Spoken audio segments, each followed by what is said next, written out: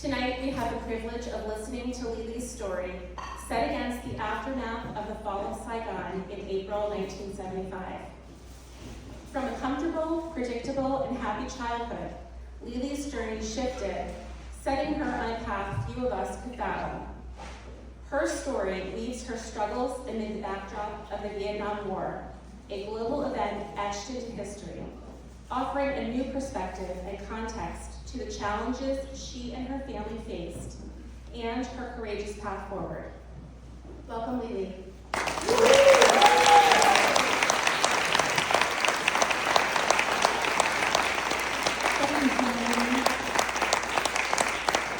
Hi everyone, my name is Lyly Ha. And first of all, I want to thank you all for coming. I want to thank Pequot Library and the staff for providing this beautiful venue. And please consider supporting Pequot Library. And I also want to thank Lyly for sponsoring this great event. And want to thank you all. These are the community I love, and these are amazing sailors out there. Pickleballers, mahjong players, gardeners, you name it. You have every profession here. So I'm so excited. I also want to thank people who were involved in the Vietnam War. I was very thankful for the effort and all the hard work that you support us there. And then a special thank to Susan Hood. I don't know where she is, but she's a very popular writer, amazing writer, and very popular here in Pequot, who inspired me and really encouraged me to write this book. Without her, the book wouldn't have happened. So really, really appreciate her help. And last but not least, I want to thank my husband, who really support me through this journey. And he had to listen to me probably more than once and deal with it. So I really appreciate you all coming, and I hope you enjoy the story.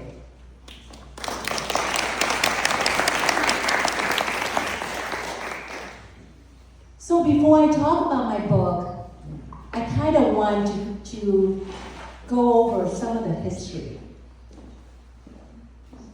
So, Vietnam in context. You see the little red sliver, half the world away from here, very far away.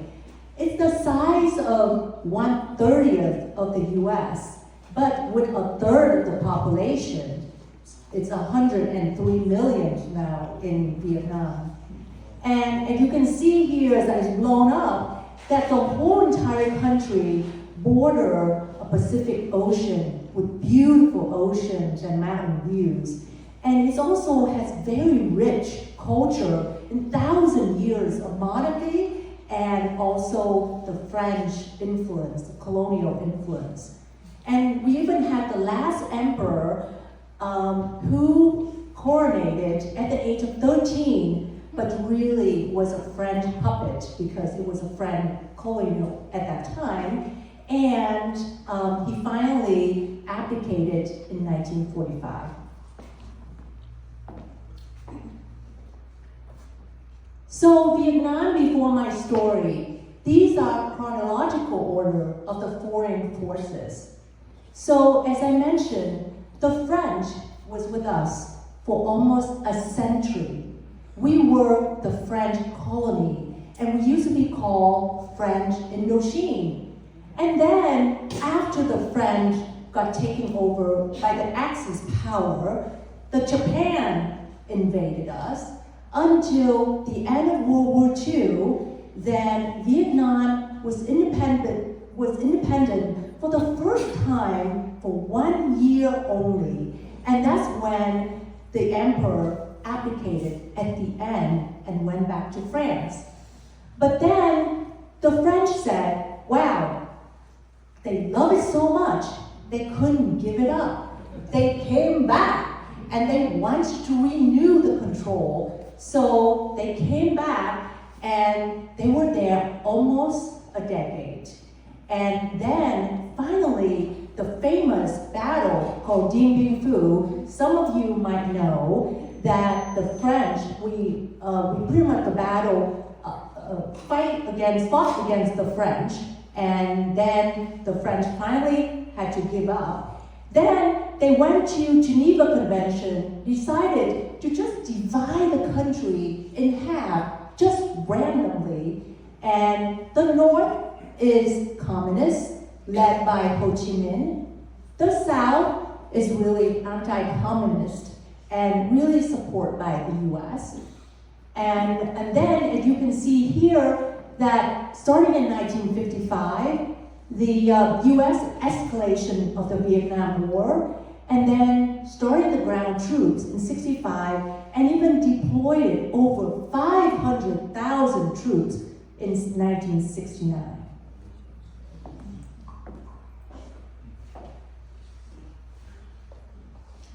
Okay, let's talk about Vietnam economy, because that's very important in any country, in any life there.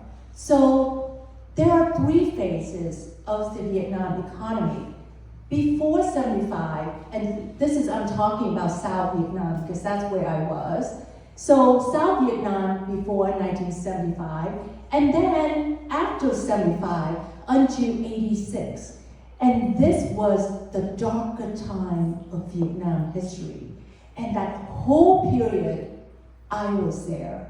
Then it was so bad that the government finally had to ditch that socialist model and then turn into what they call as a reform, the new world, and to adopt capitalism. So pretty much from the beginning, before 75, like I said, mostly US aid-driven growth. You know, we have the GDP capital, it's about 300%.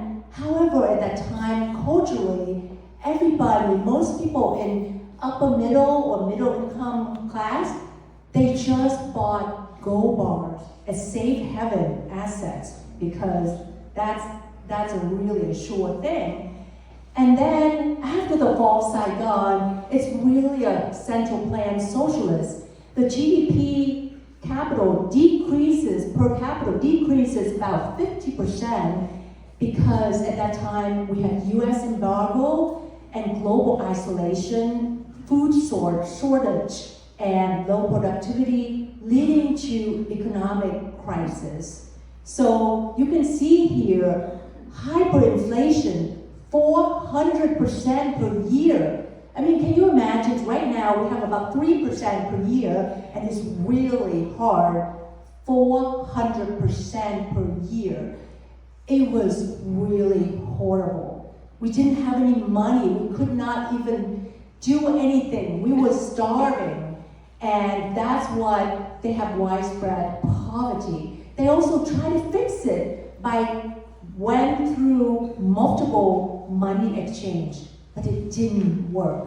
And then finally had to get rid of it and get rid of the socialist model. And then they adopt capitalism and prioritize private trade and export-led growth. The GDP per capita grew from 216 to over 4,200.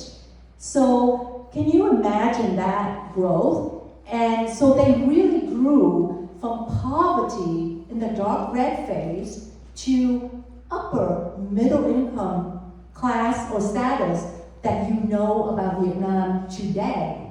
So that's why, you know, right now, when you talk about Vietnam, it's awesome, it's great. It has great food, it's beautiful, everybody wants to go. And the Fall of Saigon was definitely a tragedy because there's so many lives lost.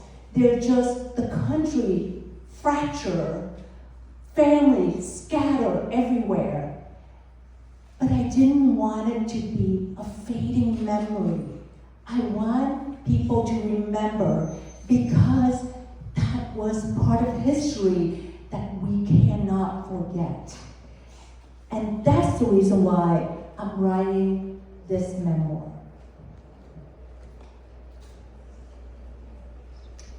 So you can see here my life adventure, the memoir. It's tied so, it connects so tightly to the three phases that I described before from the Vietnam economy. So you see here, I'm just a normal childhood, happy, hunky-dory, until the Fall of Saigon happened. And it was the darkest time of my youth. I was just 10 years old when the Fall of Saigon happened. It was just so dark that I even attempted to commit suicide at the age of 17 because I did not want to burden my family, because we were losers. We were not allowed to go to college or become a good citizen, a productive citizen, unless you have to join the state. And if you did, you could possibly turn against your family. And I didn't want to do that because I love my family. So I felt so helpless. Then, finally, I got to come to America. The life in America, the transition in America was great, but certainly not without culture and language barriers. Now, I finally got over that and got to go to college, and my professional career led me, into this wonderful community with all the people I love surrounding me. So now let's dive into a little bit more in each of the phases of the story. So these are my family background, and these are really old pictures. We only allowed to get out very handful of pictures. And this picture taken about 2 years before 1975. I'm a family of 7, so I have an oldest brother, 3 older sisters. One of them has Down syndrome, and I am the baby of the house. And then you see here, I also, in my family, I live with my paternal grandfather, who was a very high Mandarin official in the last royal family, and he had multiple concubines, and unfortunately addicted to opium in that era. There were just a lot of high-level officials ended up, addicted to opium and had multiple concubines too. So, my dad was the oldest son from the main wife, so unfortunately for him, he had to take care of my granddad. So, and I can tell you this, that even though I was living with him for several years, but I really didn't know him. At that time, the only thing he loved was his opium. That was his love. I didn't really know him. He was in the room all the time doing his business, and that was the only thing he cared for. So sadly to say, I didn't really have any relationship with him, even though I lived with him for several years.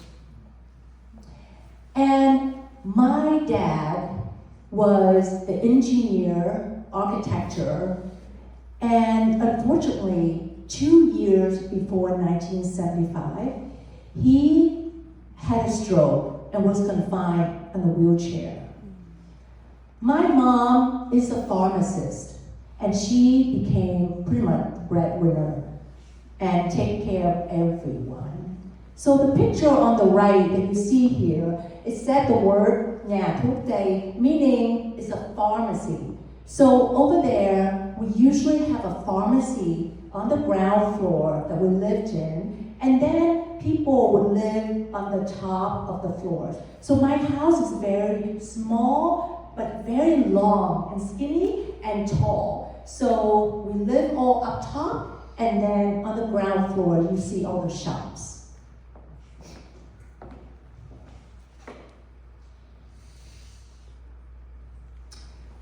Jialeng, meaning this is the area that I used to live in, and it means big markets.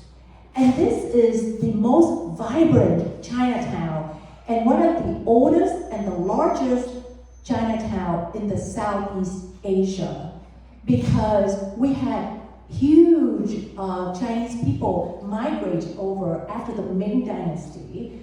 And so it's a huge, large area. And this is just the corner. It's a very big commercial hub.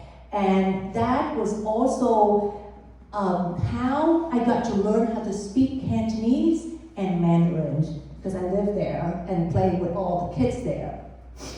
And this picture is over here is pretty much the way how the town that I used to live in. It's the city street, lined up with two sides of the shops, and then you have people live on top, and then you also have people, what they call street vendors, that would set up, you see some of the stuff, street vendors would set up in front of the shop. So it's very busy and bustling market. Oh, and the last picture is very historic landmark, because this is called the Church Nha Tam. This one was because one of the Vietnamese President Diem, somebody might know, he's a very well-liked president in Vietnam, and he got assassinated while praying in that church.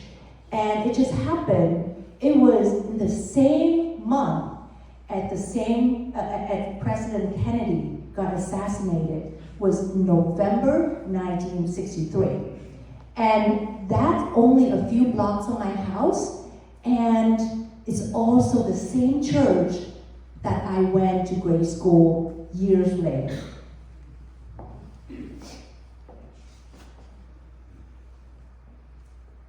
So like I said, my childhood before 1975, it's very a typical kid, happy, innocent, quite mischievous. I always get into trouble.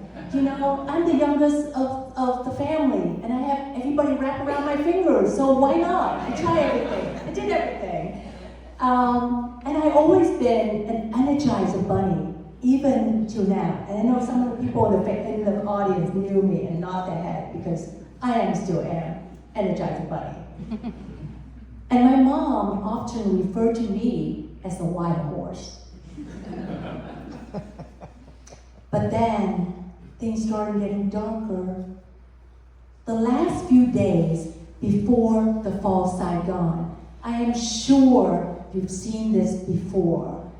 And these are pictures that people knew it was coming. They were just trying to get out of the danger. They climb up on any Navy ships, jam-packed like a sardine, or they climb up on the rooftop of a building just to try to get on to the military helicopter. You've seen this 1,000 times.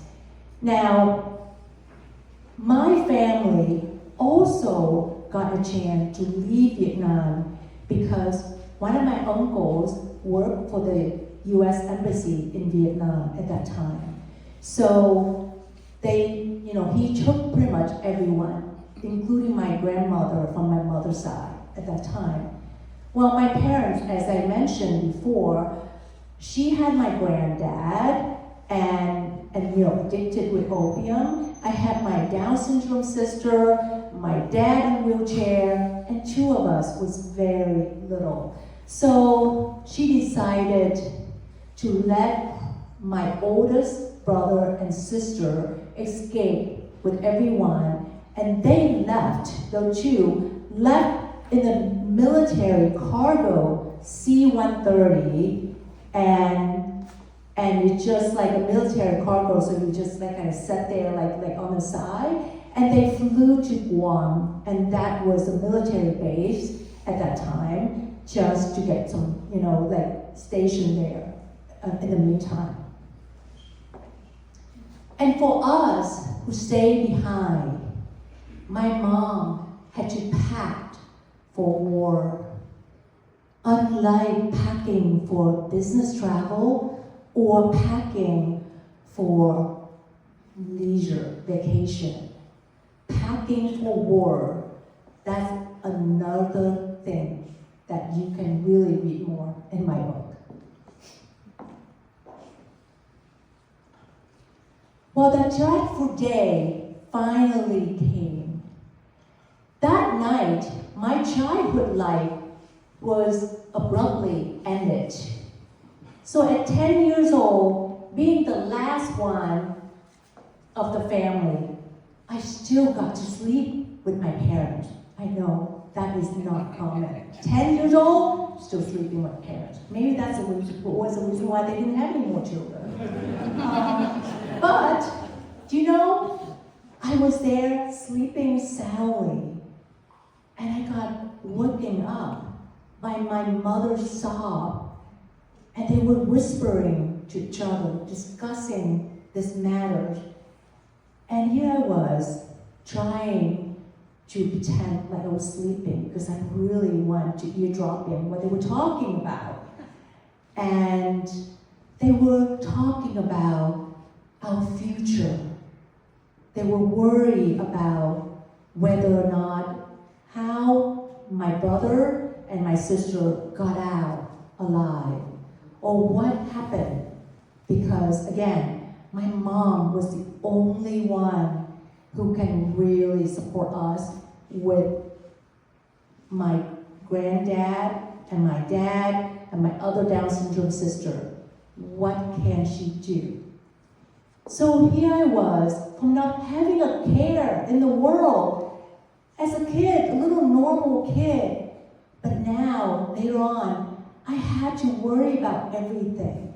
I had to help my family, to make money, to buy food.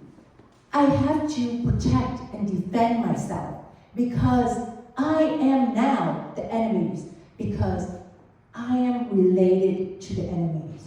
So I was just also so scared, because my family could be taken away to what we call new economic zone, which was just a piece of farm and telling you to be a farmer against your will.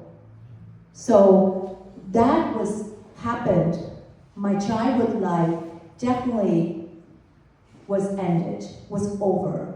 And now I have to behave like a grown-up.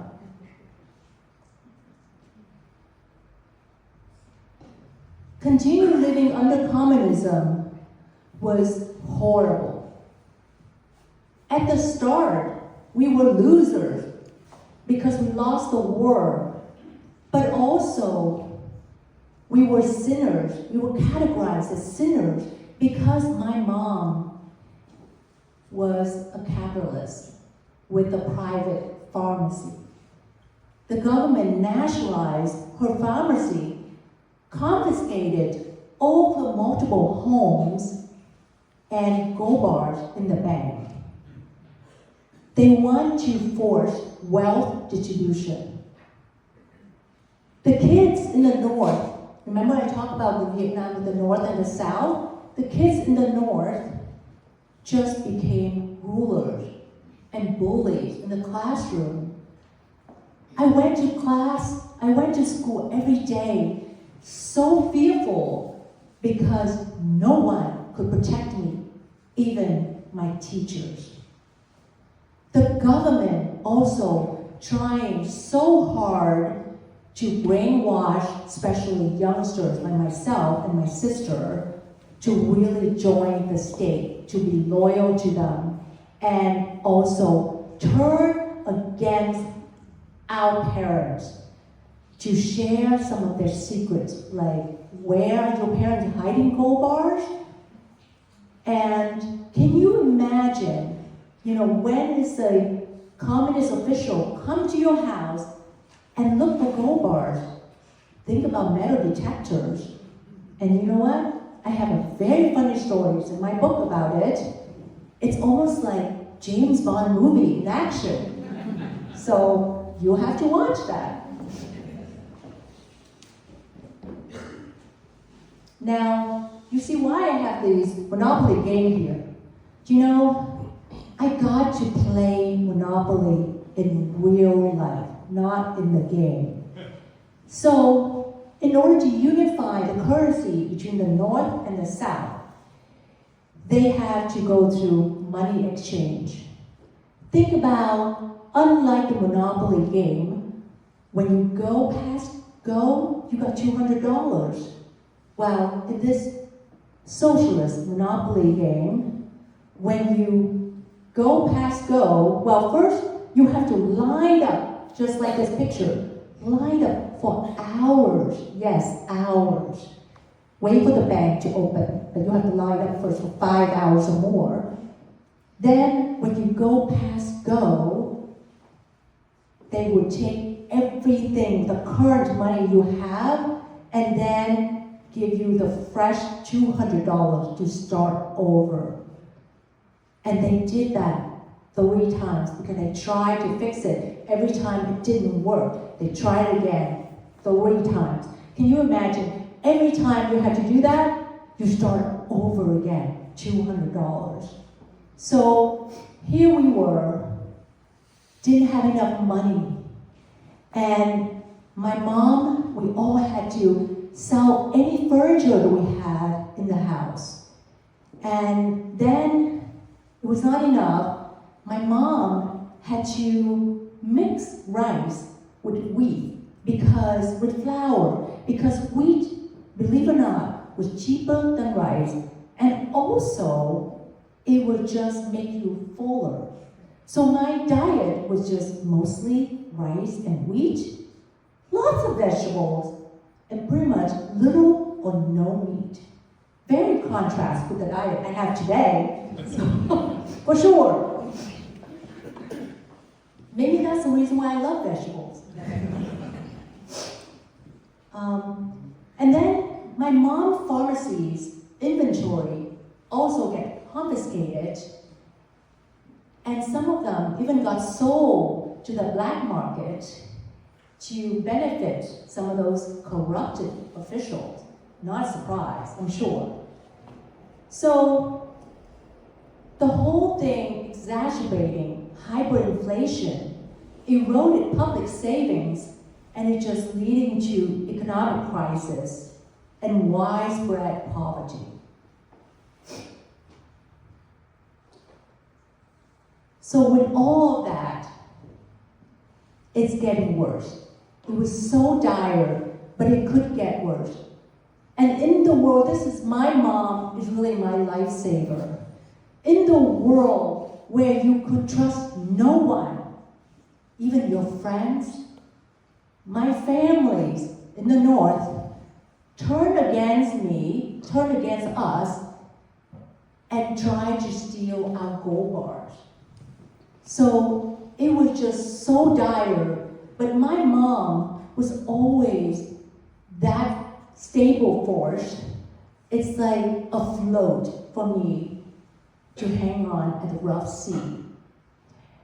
And later in life, she even told me that she could only cry in the bathroom because she could not cry or show any emotion in front of us, because she knew she had to be that stable force for us to lean on, because she was so afraid if she collapsed, she could not stand up, and then we all fall down with her. So then it kept getting darker. Finally, it was so bad, she finally make a decision to let 2 of us, me, 13 years old girl, and my sister, 15 years old girl, to join the over 2 million people, both people exodus, to really escape. And at that time, we have gold bars sewn in our clothes to pay for passage.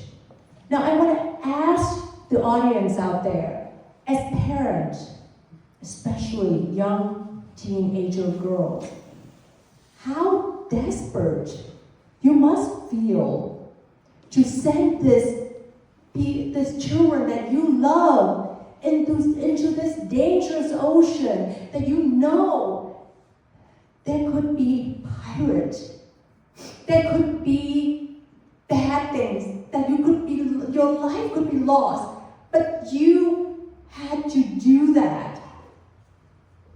She had no choice.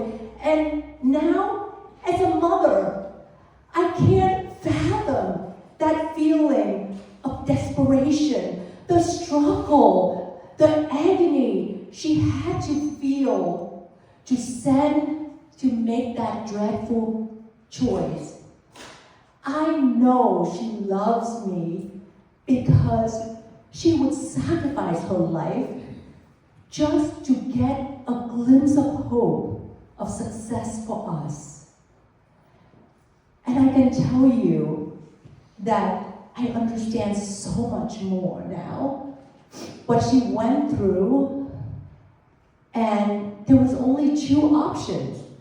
One, certainty of disaster when you stay in.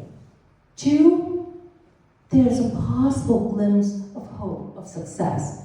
But she had to do that because there was just no other choice. To say the least, I didn't escape by boat. It failed. And you have to read my book to know why.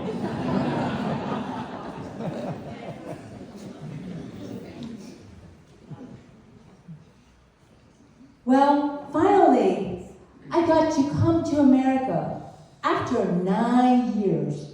So my sister, my older sister, remember that she left to the US years ago, right before 1975? Well, we finally, she sponsored us, and we finally got to leave Vietnam legally.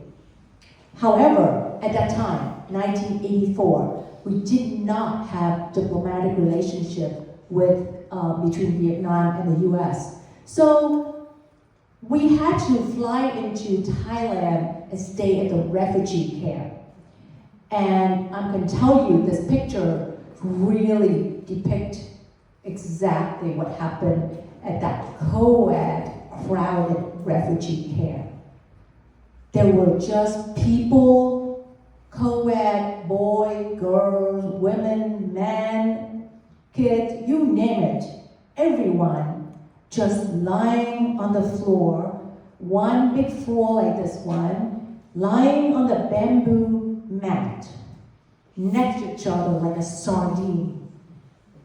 And when at mealtime, it's almost like I felt like I was in jail waiting for my, you see in the movie, you have that little bowl and you just waiting one scoop. You did not have second. And then when you went to the meat station, they call it, they even have the scale to weigh how many slices of that thin sliced meat that we could have, because they wanted to make sure there was no more, everybody was equal in terms of the amount of meat we got.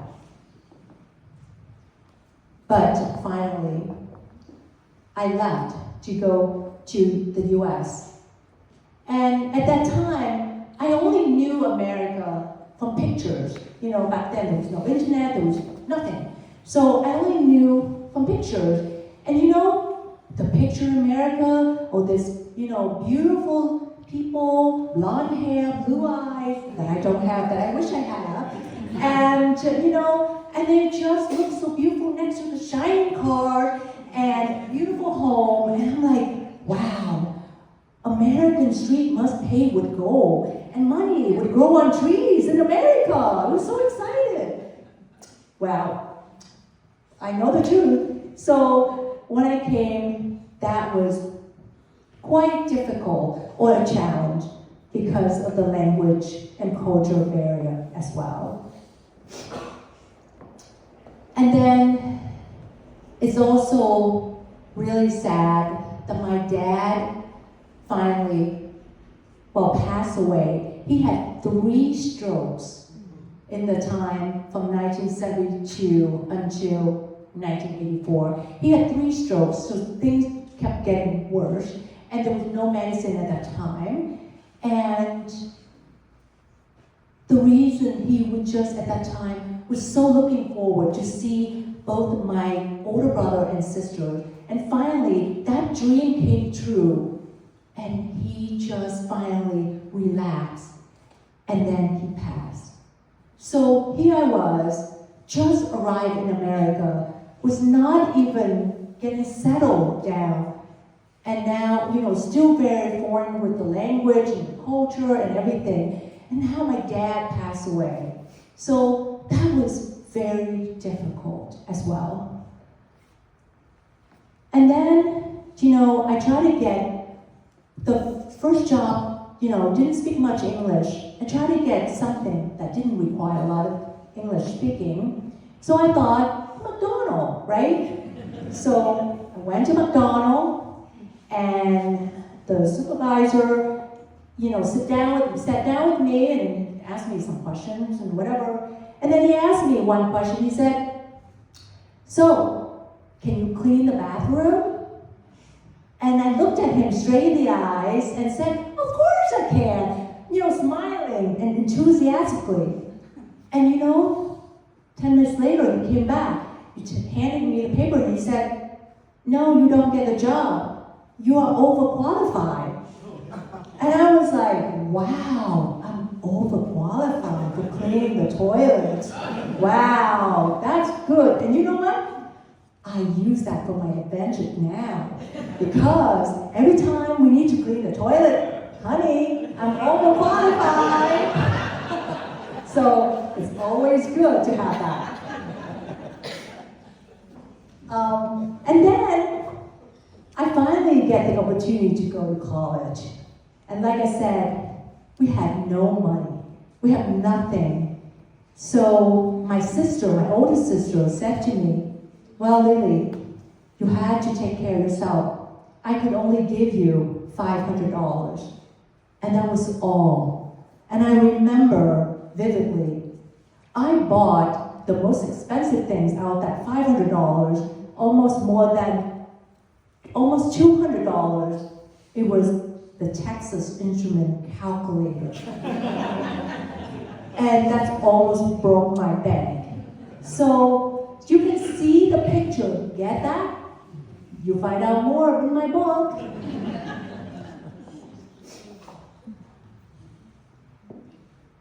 So, and then I finally, one of my dreams, I finished college, and my adventure finally leading me to, led me from Vietnam to Cincinnati, to DC, London, and finally here. Beautiful town with amazing friends surrounding me. So in closing, now as parents, and this, my kids, when they were young years ago, not now, years ago.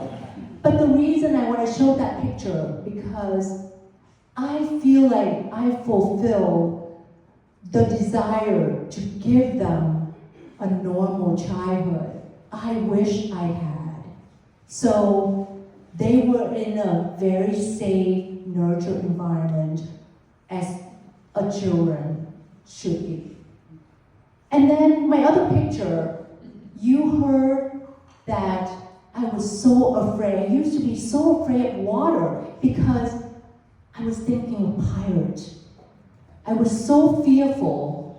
And for a long time, I did not even want to be in the water. But now, sailing is my passion. And I love sail with friends, competitively and non-competitively.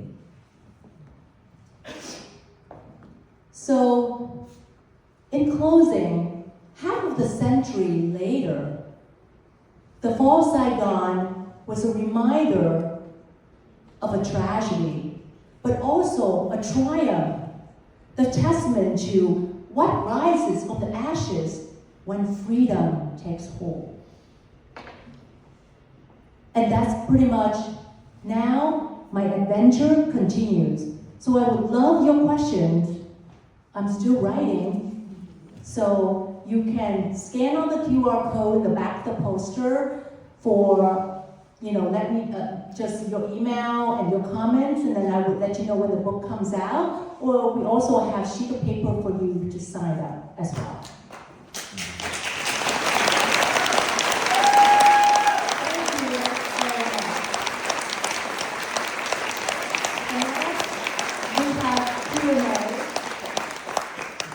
Now we have Q&A, and I also have my lilybooks@gmail that you can also contact me. So I turn over to Genevieve, please, for get the mic to have Q&A, please. I'll keep that one. Just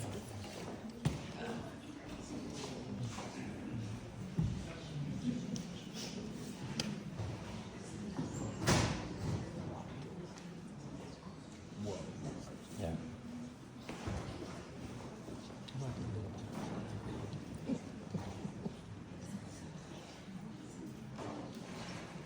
Testing. Yep. We have time for a few questions. I can repeat the question. Okay.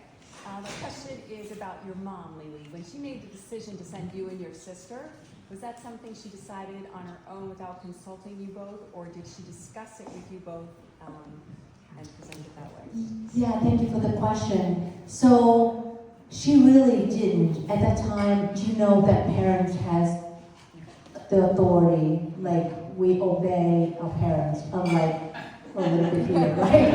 So, and also this is another thing, she tried to protect us. She did not want us, to worry. We only found out like a few days before, and she did tell me, hey, these are the gold bars. She's sewn on our clothes, and then she said, you cannot pay them because you usually have to get onto a little fishing boat, pretend like you are fishing, and then you get into a bigger boat, and then that's when you get into, the sea, the open sea. And then she said, you just can't, you have to wait until you get on the boat. So then she discussed it, and then said, you have to, really do what my uncle said at that time. We went with my uncle, but that's more details in the book. Another question? Would you like to see?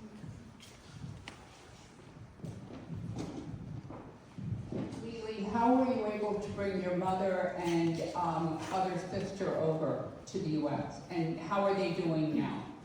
Yeah, thank you for that question. So I said 9 years after the Fall of Saigon, my sister sponsored our family over, and we got to come over here legally, and that's when my whole family came over. And my dad, my mom, and my sisters, all my sisters came over. And like I said, my dad passed away only a few months after I arrived in the U.S. We have another question over here. Hi, I'm sure writing a memoir brings up painful memories. Can you talk about that process? I'm just wondering your writing process. Yeah, so this is very interesting. For the longest time when I came, people heard a little bit here and there, asked me, and even some of the famous, from the good writers, even came to me and said, can you just talk? Let me just write. You just talk. I couldn't do it for the longest time because every single time it was so painful for me to relive that experience. Especially, I felt like it's psychological, more impact when you were younger versus when you were older, I thought. And it was so hard for me. But then, finally, I started feeling like after the 50th anniversary of the Fall of Saigon, like I said, it's a very important history, And I don't want it to be a faded memory. And like I said, people know Vietnam is so wonderful. It is a wonderful country, but it's not what it was. And people forgot about it.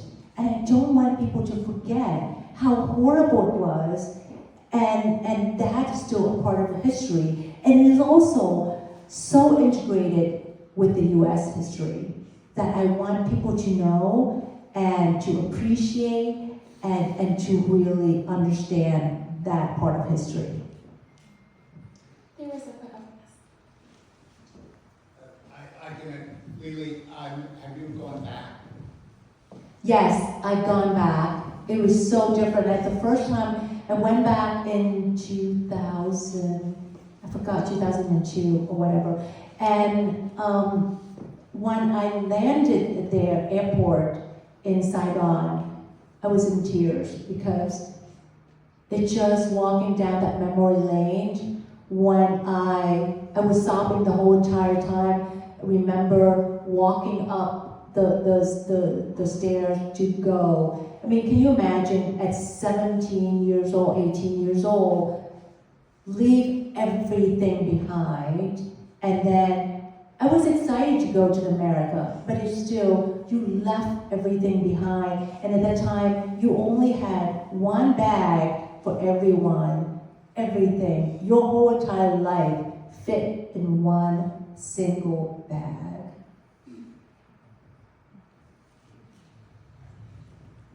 Any other questions? Over here, Can you, please. share with us a little bit about what your experience was before the fall of Saigon as a 10-year-old with all these military people, Americans, I assume? Could you hear any of the bombing? How aware were you of what went on right before the fall? Yeah, so I live in, like I said, Saigon, which is when you see Vietnam, like I said before, it's this picture. So, you know, the North tried to fight and they just keep going down. So Saigon is kind of protected. However, at that time, you know, I remember gluing to the TV. It's only a few hours a day, and it's just really showing horrific pictures of how the Viet Cong, which is the North, murder all the people and really bury people alive. I even saw some of those pictures on TV. It was just horrific. I didn't really hear the bombing, but like I said, the first thing I saw was after the fall of Saigon, the army tank rolled down on my busy street.